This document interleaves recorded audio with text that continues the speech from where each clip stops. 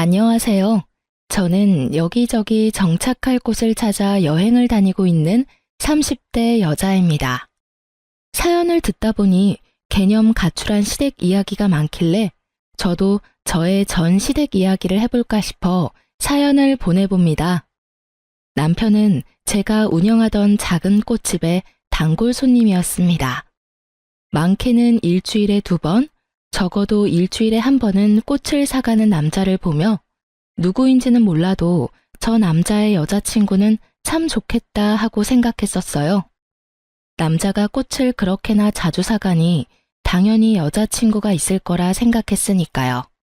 그러던 어느 날 남자가 계산하며 쪽지 하나를 내밀더라고요.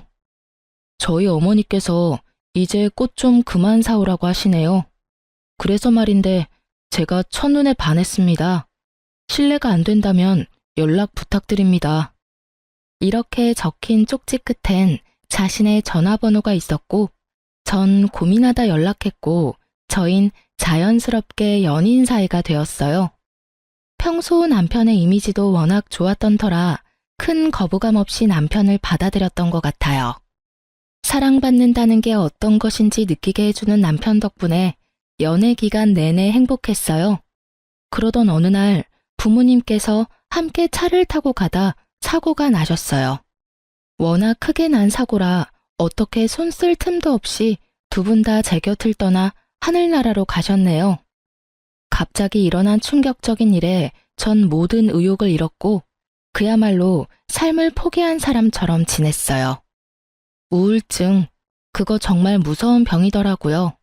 틈만 나면 죽고 싶다는 생각만 했어요.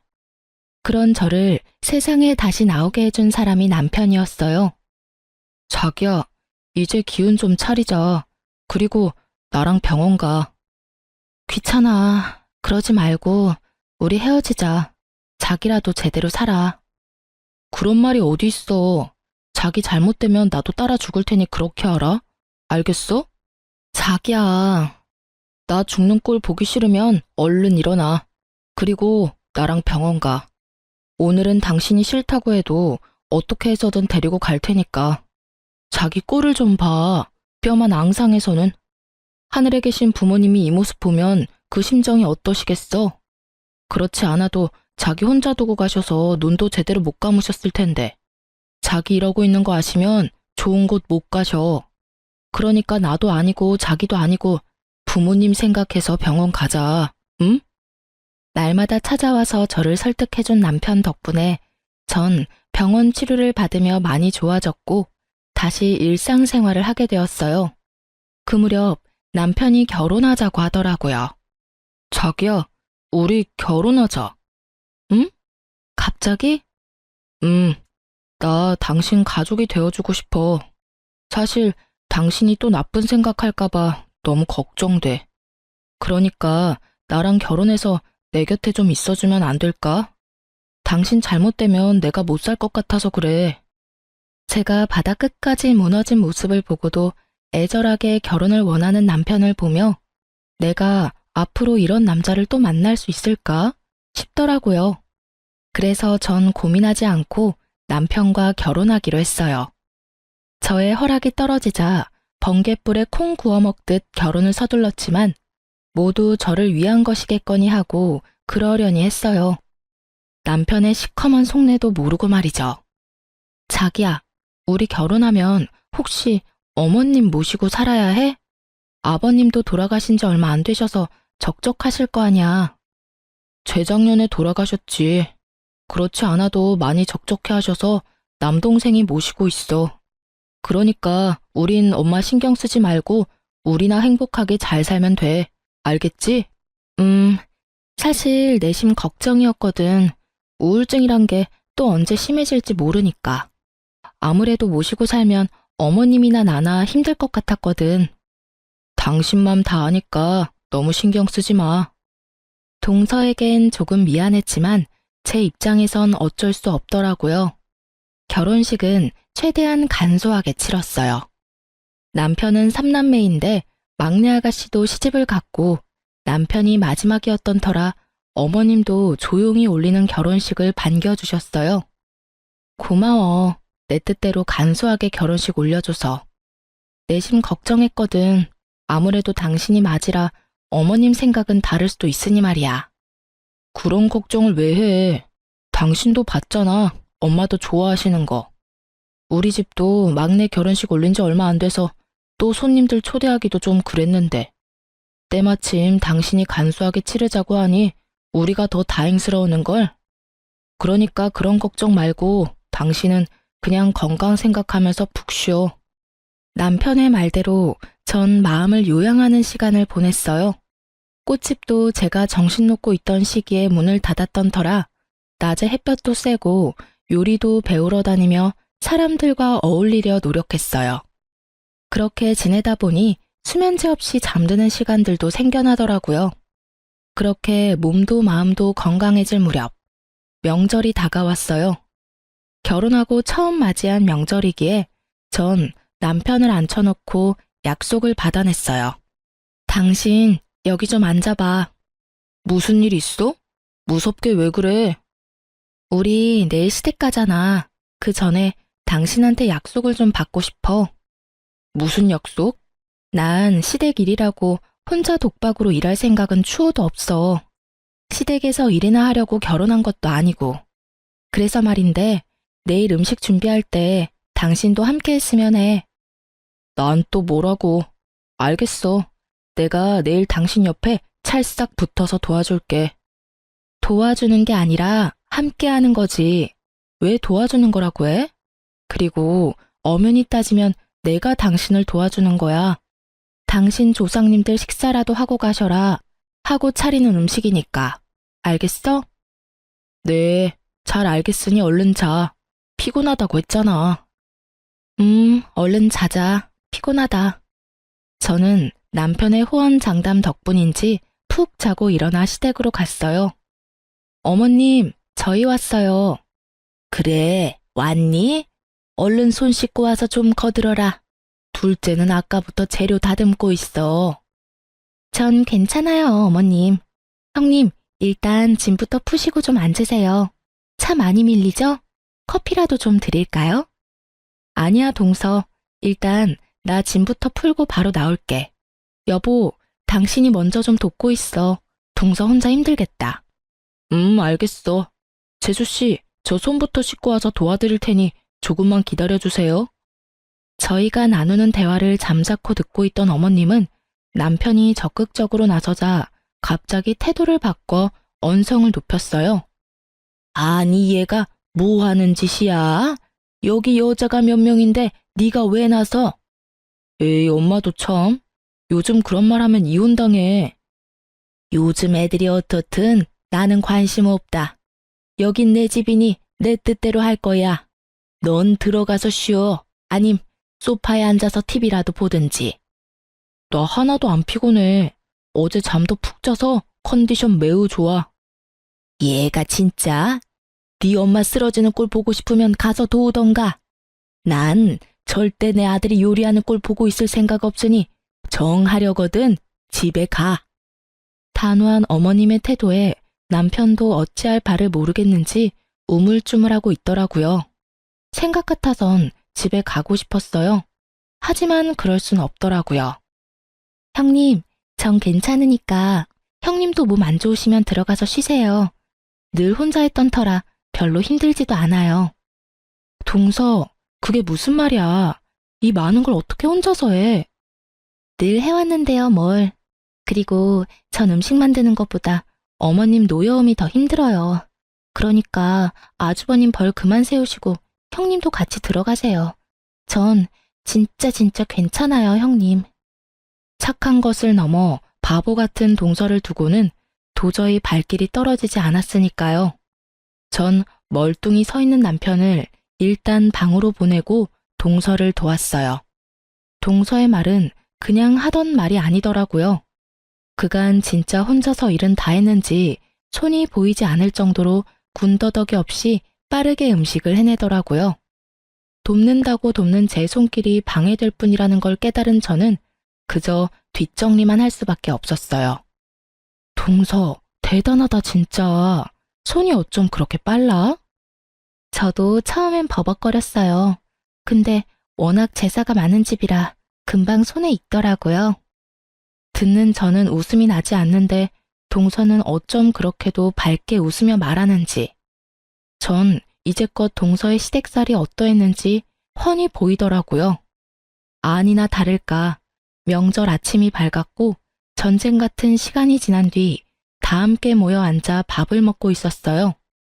동서는 밥을 제대로 씹지도 않고 급하게 먹더니 미처 하지 못한 뒷정리를 하려고 일어섰고 전 그런 동서를 다시 앉혔어요. 가만히 있어. 내가 알아서 할 테니까. 네? 동서는 일단 가만히 있어. 나한테 다 생각이 있으니까. 동서는 의아한 눈으로 절 바라보았고 전 동서의 손을 꽉 붙잡고 놔주지 않았어요. 시댁 식구들의 식사가 끝나갈 때쯤 아가씨가 혼자 문을 열고 오더라고요. 나왔어. 서서방은? 그이 바빠서 또 회사 갔지. 엄마한테 죄송하다고 전해달래. 그렇게나 바빠? 뭐가 그렇게나 바쁘다고 명절에 쉬지도 못하고 또 회사야. 아, 몰라. 하루 이틀 바쁜가 뭐. 나 배고파. 밥 줘. 넌 이때까지 밥도 안 먹고 뭐 했어? 시댁에서 밥도 한 그릇 못 얻어먹은 거야? 우린 차례도 안 지내잖아. 여기 와서 먹으려고 거의 안 먹었지. 언니, 얼른 먹을 거 좀 줘요. 시켜 먹는 꼴이 숨을 쉬듯 자연스러운 시누이를 보며 저도 모르게 한숨이 나오더군요. 전 시누이의 밥을 차리려는 동서를 붙잡아 세우고 큰 소리로 말했어요. 동서, 친정 안 가? 이제 아가씨도 왔으니 이만 가봐. 네? 저 가라고요? 그럼 안 갈 거야. 아가씨도 왔는데 동서도 당연히 가야지. 형님은요? 형님은 언제 가시게요? 뭘 내 걱정까지 해? 나도 동서 보내고 갈 거니까 내 걱정하지 말고 동서나 얼른 가. 부모님들이 얼마나 기다리시겠어? 동서도 외동딸이라며. 시댁도 중요하지만 친정도 잘 챙겨야지. 여긴 식구도 많으니까 얼른 가봐. 그래도 되죠, 어머님? 그러렴. 당황한 기색이 역력한 어머님과 이런 상황이 어리둥절한 동서. 저는 동서를 떠밀다시피 해 친정으로 보내버렸어요. 그리곤 서둘러 남편의 옆구리를 찔러댔죠. 지금 당장 돌아가자는 무언의 압박을 알아들은 남편은 어색하게 연기를 시작했어요. 너무 피곤하다. 아들 피곤해? 그럼 들어가서 한숨 자. 아니, 여기서 자다 깨서 가려면 더 피곤해. 그럼 하루 더 자고 가면 되지. 친정 가야 하는 것도 아니고 뭐가 걱정이라고. 이 사람도 이렇게 고된 일은 처음이라 피곤할 거고 이번 명절은 우리도 일찍 가서 쉬어야겠어. 가자 여보. 짐 다 챙겨뒀지? 아까 다 챙겨뒀어. 그럼 우리 갈게. 남편은 도망치듯 저를 데리고 시댁에서 나와버렸어요. 현관문을 나서는데 어머님과 아가씨의 표정이 가관이더라고요. 그도 그럴 것이 제기는 물론이고 밥 먹은 그릇조차도 정리가 되지 않았는데 동서도 제가 보내버리고 저마저도 가버리니 그 산같이 쌓인 설거지는 꼼짝없이 두 사람의 몫이 되어버렸으니까요. 그 통쾌함도 오래가진 못했어요. 그 후 어머님은 일을 가셨는지 틈만 나면 저를 불러 일을 시키시더라고요. 전 한두 번은 그냥 가서 뜻대로 해드리다 반복되는 호출에 남편을 불러 함께 갔어요. 당연히 평일 낮이었고 남편은 연차를 쓰거나 반차를 쓰고 저와 함께 했죠. 넌 도대체 회사는 어떻게 하고 오는 거니? 오늘은 반차 썼어. 너 그러다 회사 잘려 이놈아. 그리고 너도 그렇다. 내가 너만 오라고 했지 내 아들까지 끌고 오라디? 왜 자꾸 일도 못하게 같이 끌고 오는 거니? 끌고 오다니 내가 무슨 개야? 끌려오게. 그냥 내가 온 거야. 오늘 뭐 하냐고 물어보니 엄마한테 간다길래 나도 엄마 보고 싶어서. 다들 아시겠지만 제가 끌고 온 것이 맞았어요. 남편은 온 힘을 다해 뻔히 보이는 거짓말을 했고 그런 아들의 거짓말에 어머님은 긴 한숨을 쉬시더니 벼랑간 동서에게 화풀이하기 시작했어요. 얘, 너 냉장고 위는 다 닦았니? 거기 먼지가 한가득 하더라. 넌 집에서 노는 애가 거기도 안 닦고 뭐 했니? 하여튼 게을러서는. 도대체 친정에서 뭘 배워서 시집 온 거야? 사부인도 참 뻔뻔하기도 하구나. 이리 배운 것도 없는 딸 자식 시집 보낸 거 보니 말이다. 냉장고 위라 참 황당하더라고요. 냉장고 위까지 반짝반짝하게 하고 사는 주부가 몇이나 된다고. 거기에다 친정 드립까지 나오니 저에게 하는 말도 아닌데 저도 화가 다 나더라고요. 정말 말 그대로 생트집을 잡는 어머님의 망언에 동서도 더는 참을 수 없었는지 입을 떼더라고요. 어머님, 정말 해도 해도 너무하시네요. 제가 뭘 그렇게 잘못했다고 친정 엄마까지 들먹이세요? 뭐야? 너 지금 나한테 말 대답하니? 네, 저도 할 말은 해야겠어요. 지금까진 어머님이 하시는 말씀 다 저를 위하는 말이다 생각하고 넘어가려고 했어요. 근데 요즘엔 해도 해도 너무하시잖아요. 친정엄마가 무슨 잘못을 했다고 그런 소리까지 하시냐고요. 원래가 그렇다. 시집와서 네가 잘못하면 친정엄마가 욕먹는 법이야. 그런 법은 없어요, 어머님. 그리고 제가 잘못해서 혼내시는 거 아니시잖아요. 만만한 게 저라고 형님이 저처럼 가만히 있지 않고 할 말 다 하시니까 저한테 지금 화풀이 하시는 거잖아요. 제가 바본 줄 아세요? 내가 언제 너한테 화풀이를 했다고 그러니? 얘가 아주 생사람 잡는구나. 왜? 너도 네 형님이 바락바락 시어머니 이겨먹는 꼴 보니 따라하고 싶더니? 그래서 눈 똑바로 뜨고 나한테 대드는 거야? 집안 꼴 잘 돌아가는구나. 이게 다 너 때문인 건 아니? 네가 내 말끝마다 말대답이나 하니 얘도 너 따라서 그러는 거 아니니? 엄마, 왜 갑자기 이 사람한테 그래? 넌 빠져 이 녀석아. 어디 부모 앞에서 마누라 역성을 드는 거야? 다툼이 절정을 향해 가던 그때 이 다툼을 한 방에 날려버릴 시누이가 뛰어들어왔어요. 엄마, 큰오빠가 돈 준대. 1,000,000원, 나 살았어. 시누이의 등장에 순식간에 다툼은 사라지고 다들 제 눈치를 살피기 바쁘더라고요. 제가 들은 말이니 제대로 들은 말이 맞는 건지 곱씹을 필요도 없었어요. 워낙 티가 나게들 눈치를 살피니까요. 이게 무슨 말이야? 그런 말 없었잖아. 그게 아니라 막내가 워낙 급하다고 해서. 그래서 나하고 한마디 상의도 없이 1,000,000원이나 되는 돈을 주기로 했다고? 당신한테 그렇게 큰 돈이 어디 있어서? 당신 생활비 빼곤 당신 적금 내가 관리하잖아. 그게 퇴직금 조금 정산받았어. 당신 제정신이야? 기가 차더라고요. 하지만 더 기가 차는 건 어머님의 생각과 태도였어요. 너 지금 여기가 어디인지 잊었니? 어디서 소리를 꽥꽥 질러대는 거야? 그리고 가족끼리 힘들면 도와줄 수도 있는 거지. 이게 그렇게 화낼 일이니? 상의 한마디도 없이 그렇게 큰 돈을 빌려줬다 해도 황당한데 그냥 줬다고 하잖아요. 어머님은 어떠실지 몰라도 제 기준에선 화낼 일이에요. 너 그러다 시어머니 잡아먹겠구나. 내가 네 눈치 보여서 어디 말이라도 하겠니? 엄마 그만해. 불난 집에 부채질 좀 그만하라고.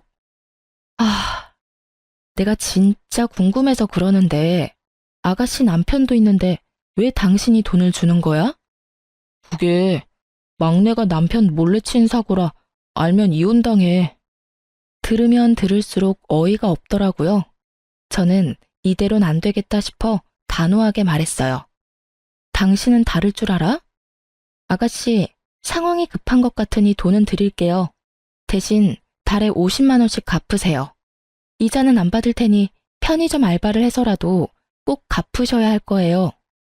뭐라고요? 언니가 뭔데 이래라 저래라 해요? 몰라서 물어요? 아가씨 오빠 부인이잖아요. 잘 들어요, 아가씨. 오빠 이혼하는 꼴 보기 싫으면 매달 잊지 말고 50만 원씩 꼭 붙여요. 당신도 똑바로 들어. 한 번만 더 상의 없이 이런 일 벌였다간 진짜 이혼이야. 알겠어? 단호했던 제 태도 때문인지 아가씨는 돈을 꼬박꼬박 갚는 듯 했어요. 그렇게 시댁은 몇 달 정도 조용하더라고요. 하지만 시댁이 조용하니 남편 놈이 사고를 치더라고요. 어느 순간부터 회사 일이 너무 힘들다고 하더니 어느 날은 진지하게 그만두고 싶다고 하더라고요. 저도 수입이 없었던 터라 좋게 좋게 조금만 더 고생해달라고 했어요. 그렇게 퇴사 마음을 접은 줄 알았는데 그게 아니었어요. 당신, 그게 뭐야? 출근한다고 나갔던 사람이 대낮에 큰 상자를 안고 집으로 들어오더라고요. 제가 깜짝 놀라 물으니 남편 놈은 어린아이처럼 웃으며 말했어요. 나 사표 냈어. 당신 말 듣고 참아보려고 했는데 도저히 안 되겠더라고. 그래서 그냥 오늘 사표 내버렸어. 미안해. 미리 말 못해서. 아, 그래. 이미 낸 사표 어쩌겠어. 내가 그렇게까지 말했는데도 당신이 사표를 낸 데는 다 이유가 있겠지. 그동안 고생 많았어. 이해해줘서 정말 고마워. 사실 당신이 이혼하자고 하면 어쩌지 하고 무서웠거든. 이런 일로는 이혼 안 해. 물론 미리 상의 안 한 건 좀 화나긴 하지만 앞으론 나하고 상의 정도는 해. 알겠지? 근데 오늘 동생들 집에 오기로 했어? 어머님 곧 생신이잖아. 선물 때문에. 대단하신 어머님은 한여름에 밍크코트를 선물로 받고 싶다 하셨고 한두 푼도 아니었기에 전 서방님과 아가씨를 집으로 불렀어요. 약속 시간에 맞춰 두 사람은 집으로 왔고 전 바로 얘기를 꺼냈어요.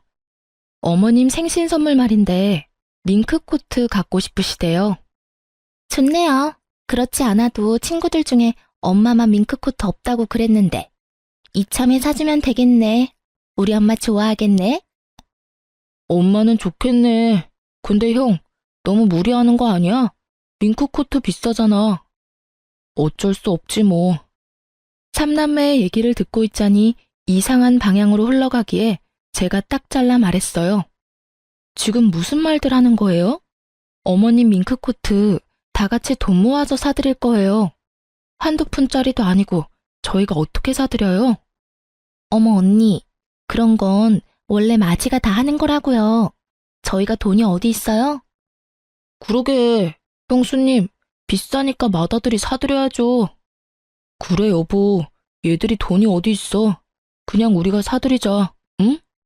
어쩜 새 입에서 나오는 말 중 사람 말을 하는 이가 단 하나도 없는지 어이가 없어 헛웃음이 나오더라고요. 전 돈을 합치기 위해 미리 뽑아놓은 돈 중 20만 원을 꺼내 식탁 위에 올려놓으며 말했어요. 여기 20만 원.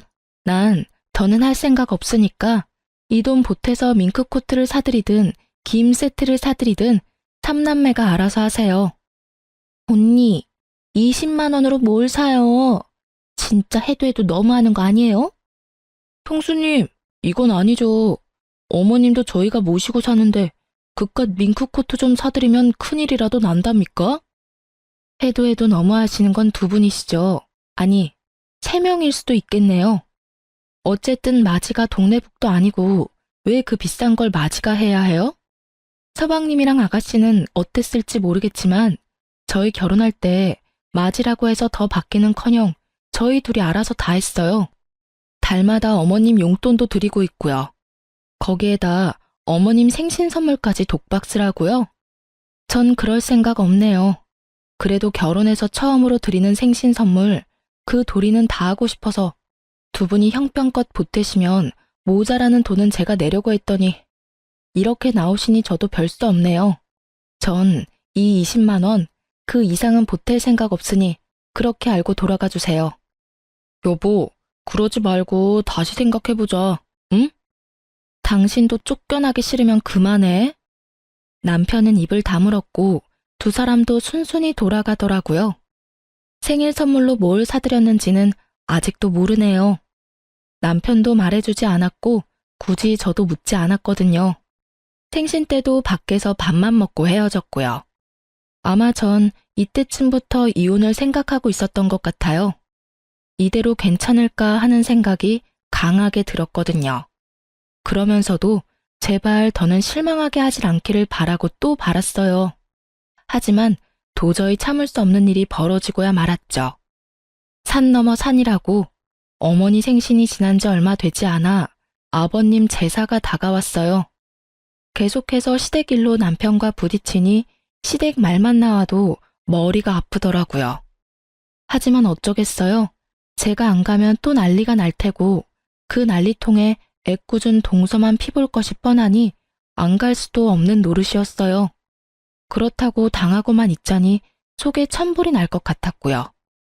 시댁에 도착하니 제 예상대로 동서만 발바닥에 불난 듯 바쁘게 움직이고 아가씨와 서방님은 소파에 앉아 TV를 보고 있더라고요. 어머님은 안 보이시고요. 전 이때다 싶어 남편에게 뒤집개를 줬어요. 당신 여기서 전 좀 뒤집어. 그 정도는 할 수 있지? 그럼. 그리고 서방님, 오셔서 동그랑땡에 계란물 좀 묻히세요. 아가씨도 좀 하시죠? 오빠들 다 일할 건데 앉아서 쉴 건 아니죠? 아버님 제사인데 며느리들만 죽어라 일하고 자식들은 놀고 있고 그건 아닌 것 같은데? 다들 저랑 같은 생각이죠. 얼른 오세요. 빨리 끝내고 다 같이 쉬어요. 저의 당당한 요구에 두 사람 다 민망했는지 쭈뼛쭈뼛 주방으로 오더라고요. 두 사람이 오는 것을 확인한 저는 동서의 앞치마를 벗기며 말했어요. 동서는 들어가서 쉬어. 이제껏 혼자 하느라 고생했는데 오늘은 좀 쉬어. 여긴 우리끼리 알아서 해볼게. 괜찮아요, 형님. 저도 같이 할게요. 괜찮기는 뭐가 괜찮아. 얼굴 까칠한 것 좀 봐. 얼른 들어가서 쉬어. 형님, 저 진짜 괜찮은데. 괜찮아도 들어가서 쉬어. 내가 진짜 미안해서 그래. 부탁이다, 응? 저의 부탁에도 망설이는 동서를 방에 밀어넣어버리고 삼남매와 함께 음식 준비를 서두르고 있었어요. 그때 어머님이 들어오더라고요. 일은 다 맡겨놓고 어딜 다녀오시는 건지 표정이 아주 밝더라고요. 하지만 그 밝은 표정은 금세 어두워졌어요. 너희 뭐하니? 둘째는 어디 갔어? 제가 쉬라고 했어요, 어머님. 자식이 이렇게나 많은데 동서 혼자 이 많은 걸 하고 있더라고요. 그래서 제가 나머진 우리가 할 테니 좀 쉬라고 했어요. 어머님도 들어가서 좀 쉬세요. 너 진짜 제정신이니? 네가 뭔데 내 자식들한테 이런 일을 시켜? 자식들은 놀고 왜 며느리만 일을 해야 해요? 제가 진짜 이해가 안 돼서 그래요. 원래 다 그런 거야. 그게 며느리가 할 도리인 거다. 알겠니? 그게 도리라면 제가 아버님 제사 음식 다 차리는 대신 우리 부모님 제사 땐 전 놀고 이 사람이 음식 준비 다 하면 되겠네요. 그렇죠, 어머님? 이게 진짜? 순식간에 일어난 일이었어요. 숨 넘어가듯 언성을 높이던 어머님이 제 뺨을 때려버린 것은요. 너무 당황스러운 나머지 정신이 나가 있는데 어머님이 쉬지 않고 욕을 하시더라고요. 글로 적기도 심한 말들이었어요. 그렇게 한참 욕을 듣다 보니 내가 왜 여기서 이런 취급을 받고 있나 싶으면서 화가 나더라고요. 그래서 전 어른을 칠 순 없고 남편을 때려버렸어요. 여보, 내가 어른은 칠 수 없고 당신 엄마니까 당신이 대신 맞아. 이년이 진짜 미친 게 분명하구나.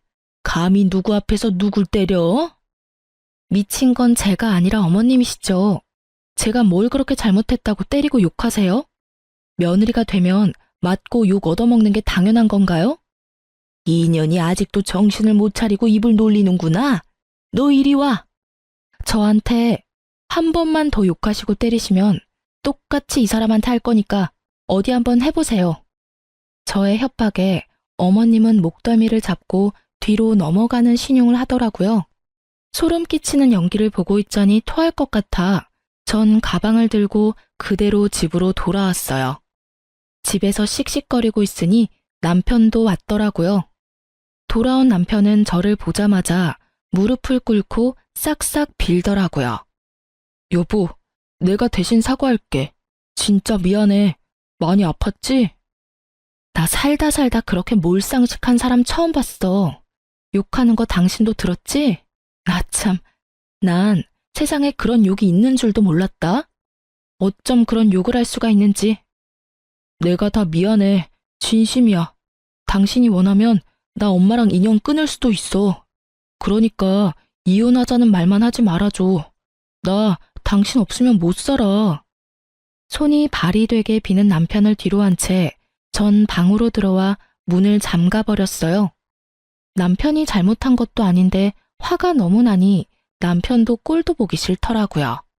다음 날이 되어도 찬바람이 쌩쌩 불자 남편도 피하는 게 상책이다 싶었는지 아침 일찍 나가 저녁 늦게 들어오더라고요.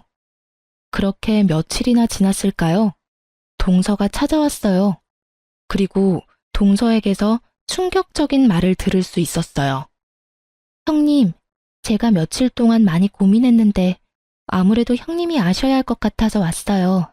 그날 형님 그렇게 가시고 아주버님이 어머님께 엄청 화를 내시는 거예요. 전 어머님이 형님한테 손찌검까지 하셨으니까 저렇게 화를 내시나 보다 했는데 그게 아니었어요. 그럼? 아, 그게, 그게 말이에요. 아, 형님, 부모님 사망보험금 때문이었어요. 뭐? 그걸 그 사람이 어떻게 알아? 난 말한 적 없는데? 그게 형님 많이 아프셔서 정신없으실 때 우연히 서류 보셨다고 하시더라고요. 아주버님이 형님을 정말 사랑한 건 맞는데 결혼을 서두른 건 보험금 때문인 것 같았어요. 그리고 아주버님 회사도 그만두셨다면서요? 회사 그만둔 얘기하면서 자기 이제 사업하려고 하는데 그 보험금이 꼭 필요한데 이러다 이혼하자고 하면 책임지실 거냐면서 화를 내는데 정말 저게 인간 맞나 싶더라고요. 그러면서 앞으로 형님한테 연락도 하지 말라고 하셨어요. 동서는 말하면서도 온갖 감정이 뒤섞이는지 울먹이고 있더라고요. 그런 동서를 보는데 참 고마웠습니다. 아, 동서도 이런 얘기 쉽진 않았을 텐데 말해줘서 내가 참 고마워. 고맙기는요. 형님이 이때껏 저한테 어떻게 해주셨는데 당연히 말씀드려야죠. 형님, 도망치세요. 이혼하셔야 해요. 이렇게 말하면 좀 그렇지만 그 돈이 어떤 돈인데요. 형님 부모님 목숨값인데 그런 사람들한테 다 줄 순 없잖아요. 그리고 아주버님 퇴직금 전부 아가씨랑 어머님 드렸어요, 형님. 동서, 진정해. 모르는 사람이 보면 동서가 당사자인 줄 알겠다. 이혼 당연히 해야지. 근데 지금은 때가 아니야. 더 좋은 때를 기다려야지. 근데 나도 나지만 동서는 어째? 나한테 이런 말 전한 거 들키면 모르긴 몰라도 또 큰 사달이 날 텐데. 저도 이혼할 거예요. 그 미친 집구석 질릴 대로 질렸어요. 나 때문에 동서까지. 미안해, 동서. 그런 말 마세요. 형님 때문 아니에요. 형님도 잘 아시잖아요. 제가 이때까지 어떻게 살았는지. 저요, 좋은 게 좋은 거라고 그냥 꾹 참고 살았어요. 근데 그때 들으셨죠? 친정엄마까지 들먹이는 거. 그때 온갖 정이 뚝 떨어지더라고요. 그래도 그놈의 사랑이 뭔지 남편 때문에 한 번 더 참았는데 그날 아주버님이 미친 소리를 하는데 말리기는커녕 더 부추기더라고요, 그 인간. 그런 모습 보는데 이혼밖엔 답이 없겠더라고요. 애도 없겠다. 미련도 없어요. 이렇게나 똑 부러지는 사람이 그간 참고 살았을 생각을 하니 참 안쓰럽더라고요. 전 동서의 손을 꽉 잡아주었고 동서는 그간 서름이 떠올랐는지 울더라고요. 그런 동서와 함께 저도 울었어요.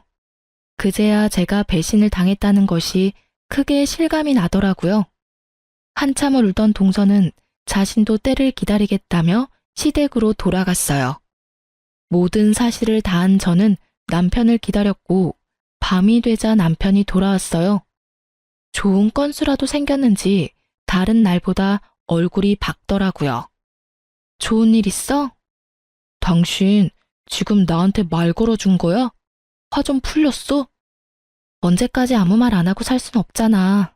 무슨 좋은 일 있냐고. 표정이 밝네?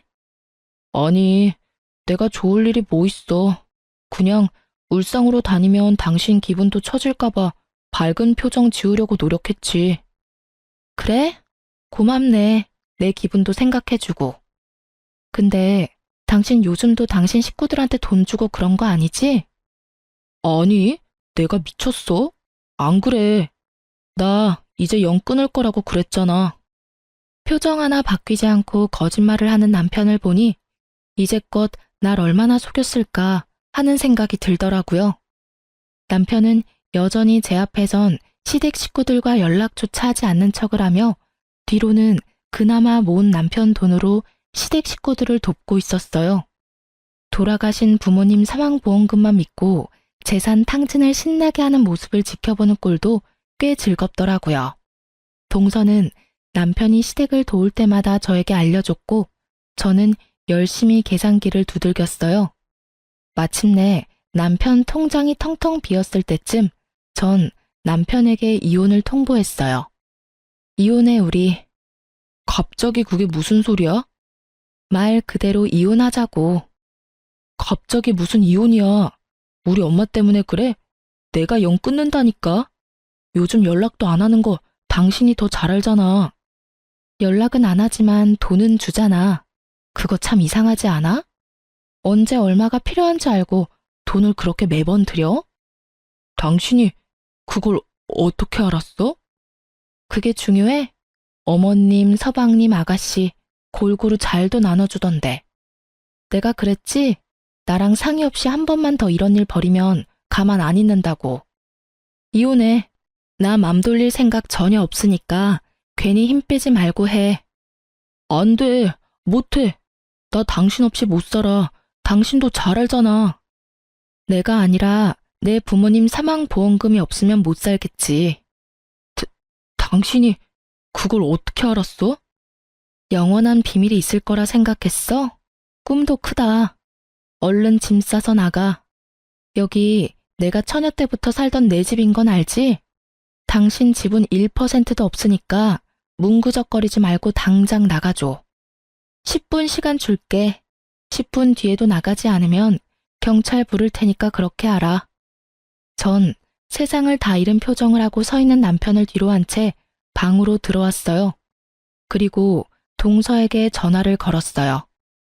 형님, 동서, 나 방금 이혼하자고 했어. 돈 빌려준 것부터 보험금까지 다 얘기해서 아마 집안 발칵 뒤집힐 거야. 괜찮겠어? 안 괜찮을 건 또 뭐예요? 전 기쁜걸요? 노예 해방의 날인데요. 저도 오늘 이혼 선포하고 이 집 나갈 거예요. 그래? 차라리 그게 좋겠다. 괜히 또 험한 꼴 당하지 말고 얼른 나와. 지금 어머님 통화하시는데 아주버님 같아요. 언성 높아지는 거 보니. 형님, 저 끊을게요. 밖에서 저 찾네요. 동서, 조심해. 네, 걱정하지 마세요. 같이 살아야 하니 참았지. 지금은 참을 이유도 없는걸요? 제대로 업고 나가버리죠 뭐. 전화를 끊고 거실로 나가보니 남편은 없더라고요. 발등에 불 떨어졌겠죠. 남편 노트북을 훔쳐봤는데 보험금만 믿고 말도 안 되는 사업을 크게도 벌여놨더라고요. 이미 들어간 돈도 꽤 되는 듯 했고요.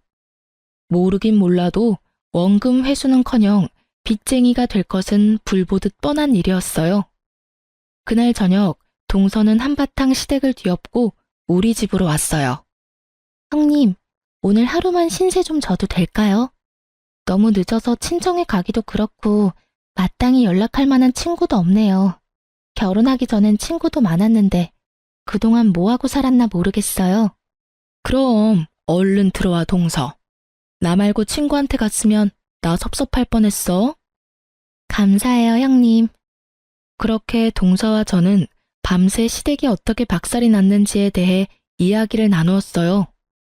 글쎄 전화 끊고 나가니까 어머님이 난리를 부리는 거예요. 네 년이 다 말했지? 그러면서 제 머리채를 휘어잡으려는 걸 제가 탁 쳐내니까 목덜미를 막 잡으면서 욕을 얼마나 하는지. 거기에다 남편 새끼도 막 소리를 지르길래 그냥 이혼하자고 하고 제가 준비했던 음식 다 식탁 밑으로 엎어버리고 나왔어요. 어머님 막말하고 욕한 것도 다 녹음해뒀어요. 동서는 시원하게 뒤집고 나왔고 저흰 시원하게 이혼했어요.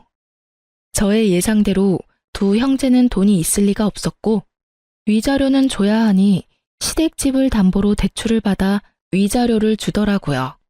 시모는 자신의 손으로 두 아들을 이혼시킨 꼴이 됐으니 화병으로 누웠다고 하고요.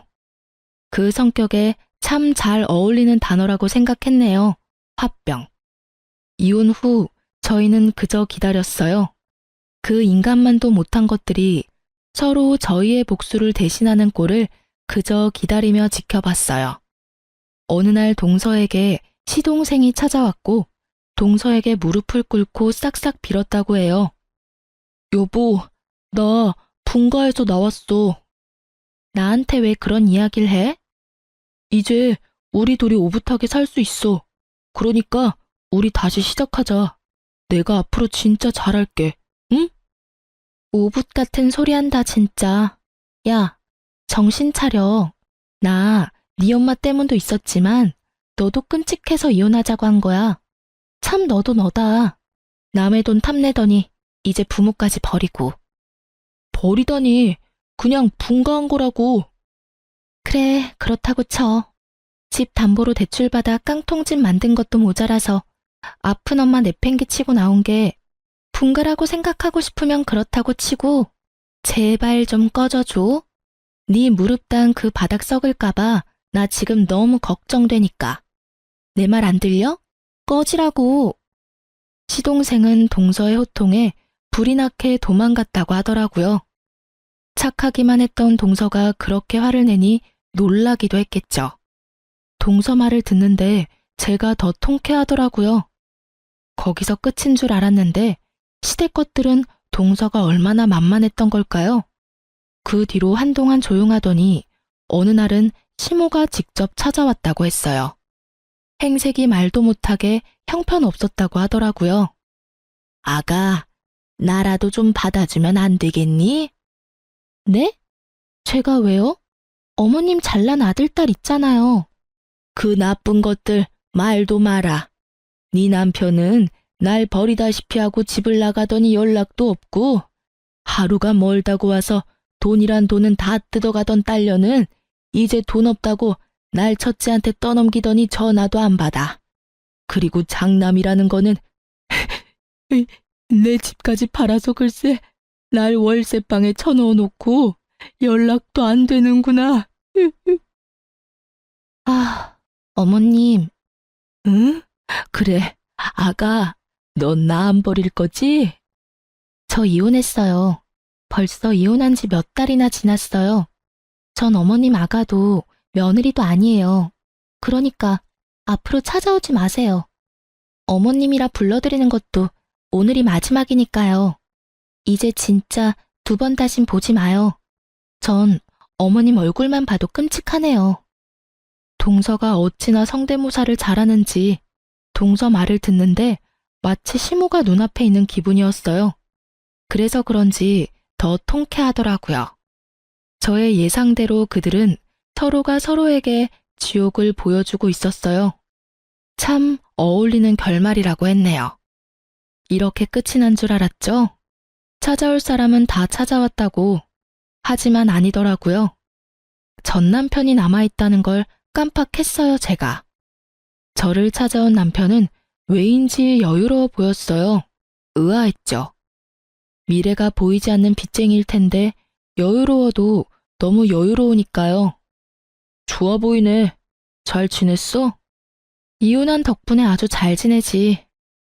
나는 안 물어봐줘? 내가 왜? 전 남편은 제 말은 들리지도 않는지 묻지도 않은 안부 따위를 전해주더라고요. 나는 못 지내. 당신이 없어서. 그리고 우리 가족들도 잘 못 지내. 엄마는 단칸방에 사시고 막내는 결국 돈 사고 친 거 남편한테 들켜서 이혼당하고 요새는 연락도 안 돼. 어디서 뭐라고 사는지. 으휴. 신세 한탄이나 하려고 만나자고 한 건 아닐 테고. 갑자기 만나자고 한 이유나 말해. 나 이번에 대박 건수 잡았어. 대박 건수를 잡았는데 왜 날 찾아와? 그리고 아직도 사업에 미련 있니? 너 돈 없지 않아? 사업 말고 주식. 진짜 믿을 만한 사람한테 들은 정보인데 이거 대박 날 거래. 그래서 말인데 나랑 다시 합치자. 나랑 다시 합치면 당신한테도 이 정보 넘겨줄게. 당신이랑 나랑 둘이 투자해서 대박 터트리면 우리 평생 먹고 살 수 있다고. 헛웃음이 나더라고요. 여유의 이유가 주식이라니. 주식의 주자도 모르는 제가 살짝만 들어도 사기인 것이 분명한데 그걸 믿어 의심치 않는 전 남편을 보니 참 한심하더라고요. 수상하단 생각은 못하나 봐. 그렇게 중요하고 확실한 정보가 왜 네 귀까지 들어가겠어? 그리고 내가 머리에 총 맞았어? 너같이 소름 끼치는 새끼랑 다시 살 부대끼면서 살게. 제발 좀 사라져주라. 지금도 토할 것 같으니까. 뭐? 너 지금 나 무시하냐? 대학도 못 나온 고졸년이 무식해서는.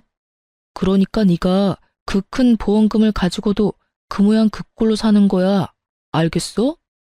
뚫린 입이라고 나오는 대로 짓거리는 전 남편의 얼굴을 주먹으로 날려버렸어요. 생각 같아서는 짓밟아주고 싶은 걸 그딴 새끼에게 괜한 건수 만들어주고 싶지 않아 겨우 참았네요. 전 다시 찾아오면 경찰에 신고할 거라는 말을 남기고 돌아섰어요. 그 후 전 남편이 어디까지 망하나 지켜보기 위해 사기 같은 주식을 주시했어요. 그 주식은 며칠 오르는가 싶더니 빠르게 고꾸라지더라고요. 하루아침에 나락으로 가는데 전 남편의 미래를 보는 것 같아 한참을 웃었어요.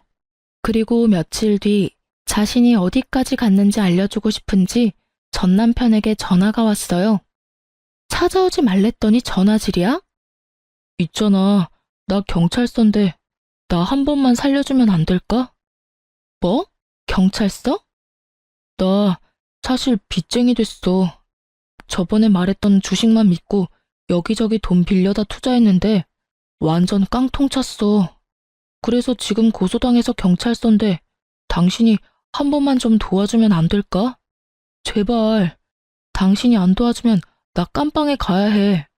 당신도 나 그렇게까지 되는 건 싫은 거 아니야. 착각의 정도가 광증에 가까운 남편의 개소리를 들으면 전 웃음을 터뜨렸습니다. 착각은 자유라더니 너 그 정도면 병이야, 병. 뭐? 나 너 그렇게까지 되는 거 좋아. 내가 싫을 이유가 없잖아? 그래서 하는 말인데 그냥 깜빵 가. 깜빵 가면 잠도 재워주고 밥도 주고 운동도 시켜준다더라. 심지어 다 공짜래. 어때? 끝내주지? 그러니까 잘 생각해봐. 그럼 차단할 테니까 전화하지 마. 알겠지? 전 다급히 전화를 끊고 전 남편 번호를 차단했네요. 이렇게 저와 동서의 복수는 전 시댁 식구들이 나서준 덕분에 잘 끝났어요. 시간이 흐른 지금 동서와 저는 언니 동생 사이로 잘 지내고 있어요. 동생은 국비로 간호조무사 학원에 다니며 멀어졌던 친구도 만나고 잘 지내고 있어요. 전 부모님을 잃은 것부터 이혼까지 해서 많은 일을 겪었던 터라 좀 쉬고 있어요. 병원에서 여행을 추천하길래 국내 작은 시골 마을을 찾아다녔는데 꽤 좋더라고요. 탁 트인 곳을 보며 많이 걸으니 수면제가 없어도 잠을 잘 수 있게 되었어요. 그래서 요즘엔 정착할 작은 마을을 찾고 있어요. 제가 그럴 예정이라고 하니 동생도 간호조무사 따는 대로 제가 정착하는 곳으로 와 살겠다고 하고요. 시댁과의 인연은 징글징글했지만 저에겐 좋은 동생이 생긴 것 같아 요즘 행복해요. 이로써 저의 길었던 사연은 끝입니다. 긴 제 사연 들어주셔서 감사합니다.